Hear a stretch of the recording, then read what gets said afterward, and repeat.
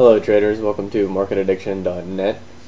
Today is Sunday, February 22nd, 2009. This video is for Monday the 23rd. On Friday, we had the Dow close down 100 points, the Nasdaq was down 1.5, and the S&P was down almost 9 points. Starting off with the daily chart of the S&P 500, you can see that we're slowly working our way down to the lows of last November. We have all the moving averages pointing down. The 10-day is below the 20-day, which is below the 50-day. Zooming into the 60-minute chart, you can see that we've had these lower highs and lower lows. We have the 5-day moving average declining very sharply. Zoomed in the 10-minute time frame, you can see the same situation. We have higher highs, or lower highs and lower lows. 5-day moving average declining. It's good ways above us. We had a fairly strong rally towards the end of the day on Friday, earlier in the afternoon. We broke past this level here, so you can maybe say that we put in a higher high, excuse me, and then maybe working at a higher low here.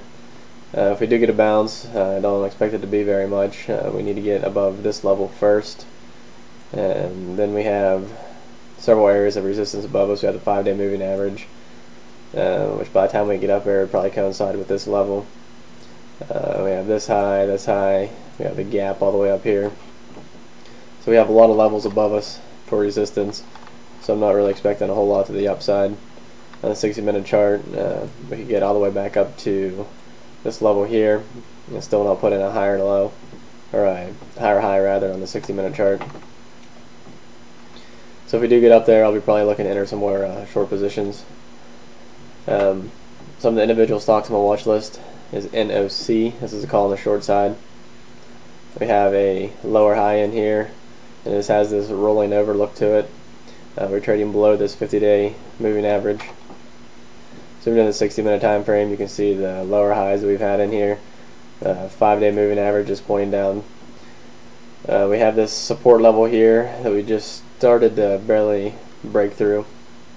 Came back up from it. I would like to enter this one below this level. Wouldn't hurt to see a bounce in it though. Work its way back up towards this 5-day moving average and then drop down lower. Looking at the 10-minute chart, that level would be right around this, let's see, 43.90 level. So if I see a break below here, this would be a pretty good short setup. As far as a target on the downside, pretty much anywhere, eventually maybe working its way all the way down to November's lows, or anywhere in between. But if it breaks this level of support, it could give us a pretty sharp sell-off. If I did enter it anytime soon, the stop would be right around this 45.20 level. Another stock on my list is VFC. This stock here is trading below the 50-day moving average, which is flattening out. Zoomed in the 60-minute time frame, this is the time frame I like the best on this one. We have this consolidation level here, or consolidation area after this sharp sell-off. 5-day moving average is flattened out, starting to point down a little bit. I like to see this one work its way down to around this 51.90 level, and we should see some more selling after that if it breaks below that level. Looking at the 10-minute chart, first we have this level here, the 52.60, 52.70 level. Now if we get a break below there, that may be a good area to enter if you're a little bit more aggressive and you don't want to wait for it to get down to this level here.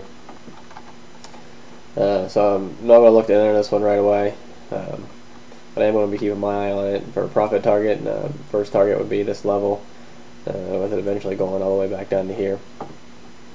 Another stock on my list is a call on the long side, GES. This stock's been in an uptrend for a while. We have an inclining 50-day moving average, 10-day above the 20-day, above the 50-day. Zooming in the 60-minute chart, you can see the 5-day moving average is starting to point up. We've had these higher lows in here. Zoomed in the 10 minute, I think if you want to enter this one, you need to see a break above this 1750 level. For profit target on this one, for aggressive traders, just above this level here. If you want to hold it longer, maybe up to this level in here, should be around the $23 level. Another call on the long side is DFT. Stock's also been in an uptrend for a while. We have a 10-day moving average above a 20-day, above a 50-day. 50-day moving average is pointing up. Looking at the 60-minute chart, you can see we've had this sell-off and then some consolidation afterwards. Looking at the 10-minute chart, you see we've had some higher lows in here. 5-day moving average is flattening out. I think we need to see a break above this level here, right around the 540, 545 level. Get a push higher. ATS future sell. If I would enter this one anytime soon, my stop would be right by this 495 level. Profit target, first objective would be 635. Should put us right up around this level here. I want to recap one of the trades I did at the end of last week, SNDK, give you an idea of how I've been trading this market. Now, I pointed out this stock put in a lower high.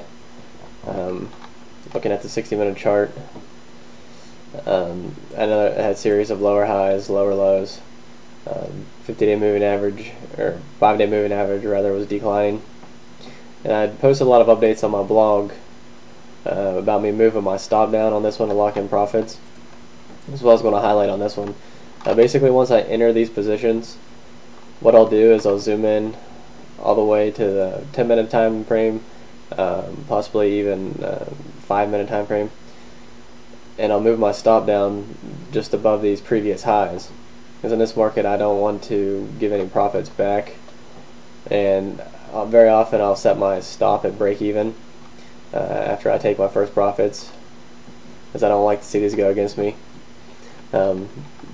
I pointed out for a profit target on this one, I wanted to see it get down to this level at least, but I'm now completely out of this one and never made it down here. This market, is volatile as it is, I'm very quick to exit both my winners and losers, because there's plenty of opportunities each and every day. But anyway, basically on this one I posted on my blog, I was putting my stop in above these previous highs on the way down. And my last stop on this one was right above this 930 level, which got hit at the end of the day during this rally here. So looking at the 5-minute time frame, you can see a little bit better. We've had these lower highs. Then I saw this little bit, this area right here, this lower high. I put my stop in here, which is right around 930. Then at the end of the day, came up and got hit and got taken out. I'm also watching because, go back to the S&P, you can see that we've had this pretty sharp sell-off in a short period of time. And in these bear markets, you can get a bear market rally that can come at you pretty quick. So I don't like to give any of my profits back in these positions. So if you've been following my blog and you've been wondering why I got out before my profit target, then that's how I do that. So if you would like to see the other stocks on my watch list, be sure to check out my website at marketaddiction.net. Be sure to check out the links on the side. Stop back and have a great day.